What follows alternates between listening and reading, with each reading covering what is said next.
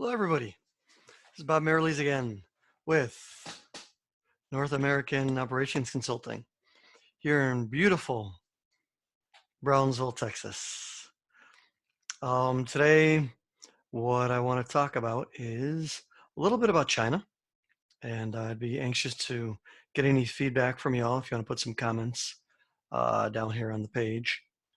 Obviously, we're having problems with China, right? Where's it going to go? What do y'all think? Has this been brewing for a while? Is it going to get worse? What's going to happen when all those gringos get better and get back to work and start spending money again? We're going to want to keep buying stuff from China? Or is that going to start to finally take effect? You know, how much of this is the people? How much of this is political? It's funny because there's a social part of this, an economic part of this is a big one, right? And then political. I give you a quick example. I talk about political. I'll try not to get too political in these talks, but sometimes it's hard to avoid it. I had a friend that put up on Facebook that, oh my gosh, the cases of corona are getting really out of control here. And part of what I do for one of the clients is I keep a graph every day, like I do for a lot of things in my life. I'm a nerd when it comes to that, of the new cases every day. And it's been, I've been having it for like 4 weeks now. And it's, the first week was like, oh, and then the next 3 weeks have been pretty stable, actually coming down a little bit. And this is on the US side. I also keep it for the Mexican side, for Matamoros, Tamaulipas. But anyway, we're talking about the Texas side. And so, you know, the graph is coming down, but it's not coming down a lot, but it's got a negative trend. And so this person put in Facebook, oh my gosh, people are starting to go out here where we live and cases are getting worse. I'm like, well, no, they're actually getting a little bit better. And I put up my graph. And the first thing I got, well, that's your opinion, Bob Trump. And again, I'm not going to get too much into politics, but I don't follow anybody for who they are. You know, listen to what they say and what they want to do. But one thing is to argue facts, and the other thing is to argue opinions. And this is just a fact. I mean, the cases are kind of going down. Now, with everybody going back out, you would expect the cases to go back up. I do. I think they're going to go up over the next few weeks. But let's, I guess, try to stay on subject, which sometimes I don't do very good. And so you've got a political aspect in this. This is not a political statement. It's a factual statement. You know, the peanut butter, Murphy's Law, right? Peanut butter sandwich falls face down, it's Trump's fault. Falls face up, that's because the Democrats are good. Anyway, so we'll get off the political part. So, you know, how much of this is political with China? Is it going to get worse? Is it going to get better? I'm not a real rich guy. I don't have a lot of money. I don't own companies. But I don't know if I'd feel really good with my manufacturing in China right now. Now, the business that Kent Ferguson, myself, work with, some other guys, but Kent and I are kind of the principals of the group. You know, we worked in manufacturing in the U.S. and Mexico, and we've got a really, you know, good, you know, opinion of it. But you know, this is our business. We got a lot of people that want to move back here, and we're helping them do that. But so trying to take my bias out of this, man, I'd be scared. Not scared. I'd be concerned for my financial future if my manufacturing was over in China, and I'd be looking to bring it back if I could.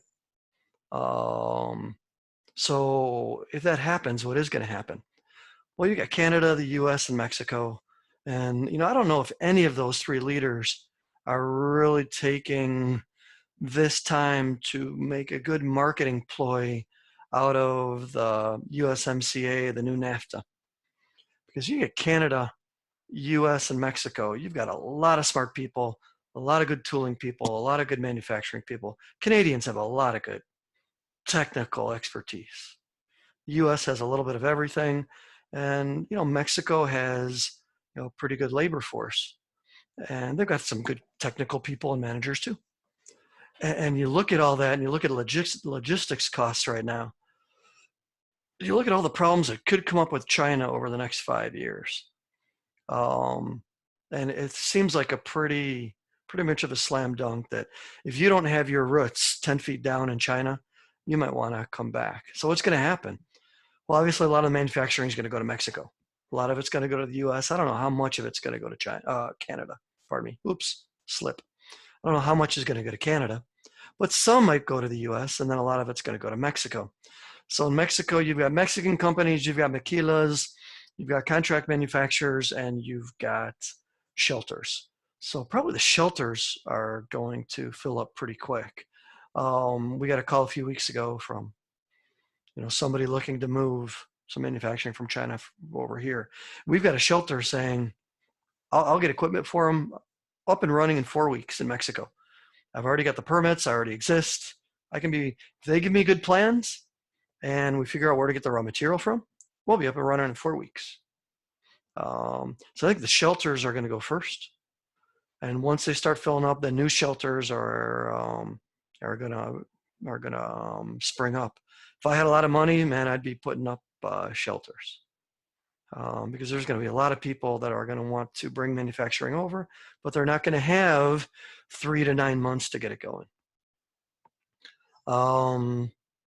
So I think I think that that's kind of a slam dunk. And again, I'm trying to keep my bias out of here, but I'd be interested to see what y'all think. Do you think a lot of people are going to move back, or do you think? And hey, and I'm a gringo here, so I'm a U.S. guy, so I can pick on the gringos. All right, I won't pick on anybody else. Okay, maybe the Democrats, but I'll pick on the gringos. How long are we gonna say that we don't want to buy things made in China? It's almost impossible to not buy some things that don't come out of China.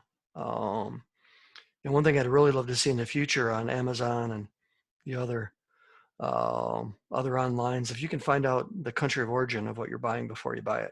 And if there's a way to do it, let me know in the comments here. Because I've tried, and you see it a little bit, but I've tried in sometimes, and you just can't see where the things are built when you buy them online sometimes. But how long is our appetite for the gringos? How long is the appetite going to be? I'd rather pay a little bit more, but not get it out of China. Is it a political statement, or are you investing in your country?